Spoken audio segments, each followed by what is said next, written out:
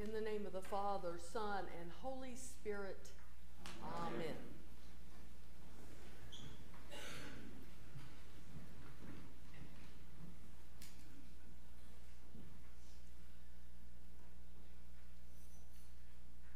Several years ago, a serious news magazine published an article on emotional intelligence.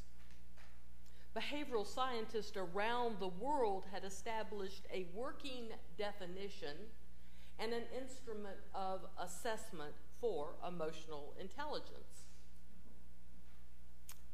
IE, or EI, is a capability of an individual to recognize his own and other people's emotions, to discern between different feelings, to label them appropriately, to use emotional information to guide thinking and behavior, and to manage emotions to adapt to various environments or achieve one's goals.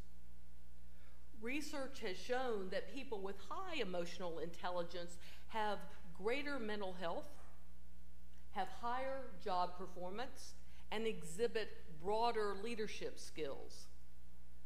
Basically, emotional intelligence is the ability to understand one's own emotional makeup, to get in your mind what sets you off and why, to understand what is triggering your own reaction to what's going on around you, and to adjust your reaction to facilitate a better outcome. Emotional intelligence is the ability to assess the emotional climate in a room, to assess what response will be approved and what response will be off-putting. Emotional intelligence is knowing your audience and responding in a way that enhances ease. It is a measure of empathy and the ability to guess successfully what another is likely feeling and to respond in appropriate ways.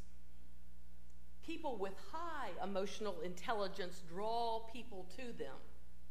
People with low emotional intelligence tend to be more isolated. They don't pick up on social cues. They talk about a subject long after others have lost interest. They have a difficulty considering another's point of view. They can come across as abrupt or dogmatic. They get frustrated in social situations when things don't go their way, when the group has different ideas. They don't adjust their expectations easily.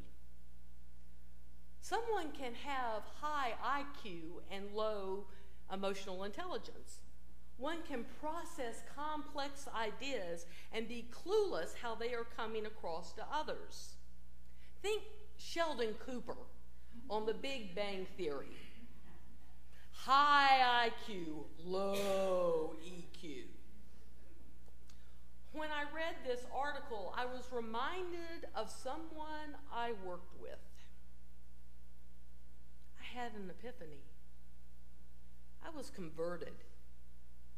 Until I read this article and several more like it, I thought this individual was the rudest person on the planet. I thought he was a classic jerk. I saw him irritate his team members on a regular basis. I saw him embarrass himself and others at the exact moment we hoped for some discretion. He was demanding and frustrating and selfish and tedious. Up to that moment, I thought his behavior was intentional. I thought he knew better and just didn't care. I thought he could act in a more socially acceptable manner if he gave a flip. And then I realized he really can't help himself. He's just living the hand he was dealt. He doesn't know why people avoid him. He doesn't offend others on purpose. His brain just doesn't process emotions in a very sophisticated way. I have a sincere, bless his heart moment. And in my realization, I was converted. I saw things differently. And I made a vow. I made a vow to make allowances, to be empathetic. I promised myself I would see his behavior from a different perspective and react with more grace. I made a vow, a determination, a good reaction to this conversion experience. And I tried to keep my vow. And I tried to act in accordance with my newfound understanding, and sometimes I was successful. And sometimes I was not. And when I failed, I tried again. The thing that surprised me was I knew what was true, but I didn't always know how to respond to that truth. I was converted, but I wasn't perfected. So I came to realize that conversion is not a one-and-done experience. Conversion is not a one-and-done experience. Which brings us to this morning's gospel passage. Jesus, Peter, James, and his brother John go apart. They leave the other disciples to go hiking, to go up a mountain, to be quiet, to pray, to reflect, to listen to God, and to become focused. Jesus is clear about this intention. The others go along because Jesus asked them to. And when Jesus invites you, you go. And Jesus, by the way, has a very high emotional intelligence. On the summit of that mountain, something new and something unexpected happens. Jesus is transformed. He's transfigured right in front of his companions. He was one way, and now he is another. And in addition to his changed appearance, an unexpected and an uninvited voice breaks through the air with a remarkable declaration. This is my Son, the beloved, with whom I am well pleased. Listen to him. What an incredible encounter. This must be the ultimate conversion experience. The heavens open up, a voice calls out. There is shining faces, clothes, emitting rays of sun. This must be the ultimate conversion experience. You think you know. You think you understand one truth, and then your eyes come across this inspiring thing, passes in front of you, and you realize something new.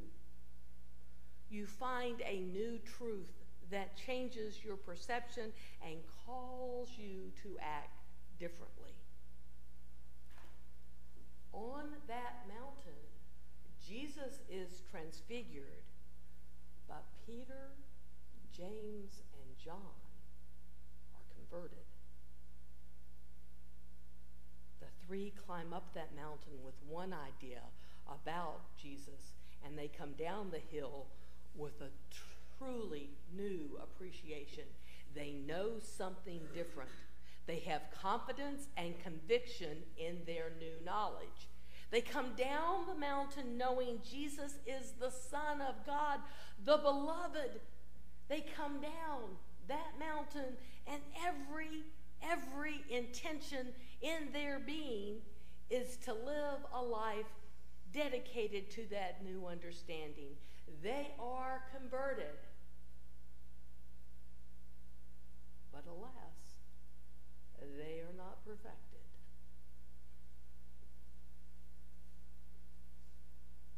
It's hard to fathom. It's hard to fathom. But even seeing this undeniable, proof-positive display is not enough to keep Peter, James, and John aligned with their new understanding. They know a truth. They just don't always act on that truth appropriately. The Transfiguration occurs in chapter 17 of Matthew's Gospel. By chapter 20, James and John are derailed. The two brothers move from humbled silence to maneuvering for places at the head table. In Matthew's account, the young men are savvy enough to avoid the appearance of vainglory, so they get their mother to ask for their preferential treatment.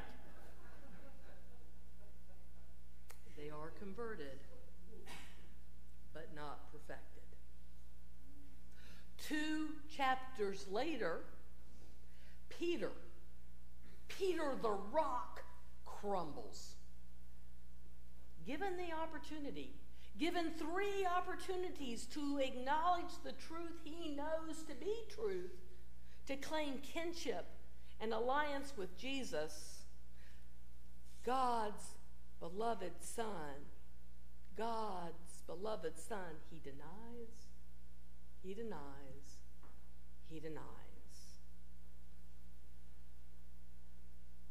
Peter is converted, but he is not perfected.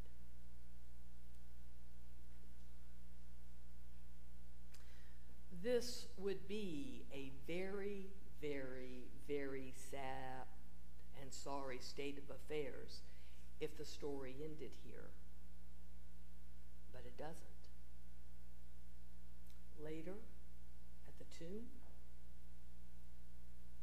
later in the upper room, later at the shore of the Galilean waters, later out in hostile Jewish order, later out in the dangerous Roman occupation, later in the uncharted territory of mission planting, later Peter, later James, later John lived into their conversion.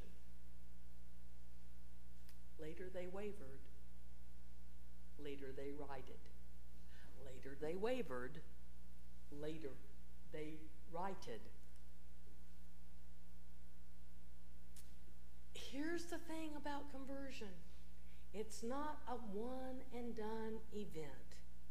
We have an experience and we grow into it. And when we've grown into it, we have another conversion experience and we grow into it. And when we've grown into that one, we have another.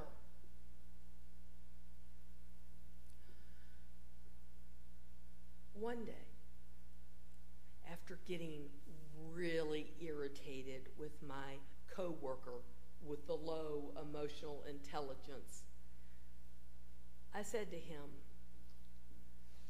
"I'm sorry. I sometimes don't understand how you see the world.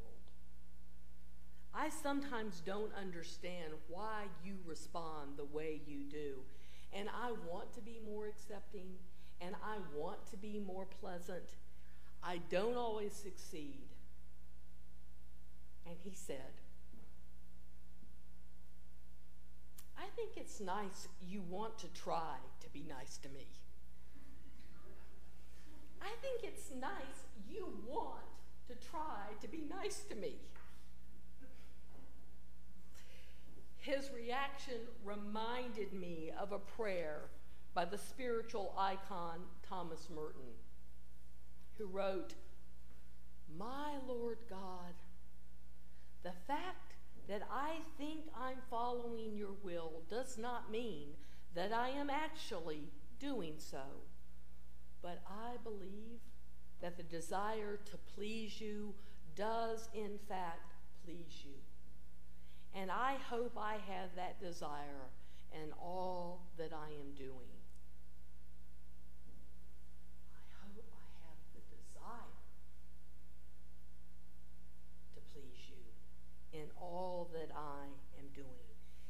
Brothers and sisters, it appears that intention does matter to God. In fact, intention may be the response to conversion. We encounter God.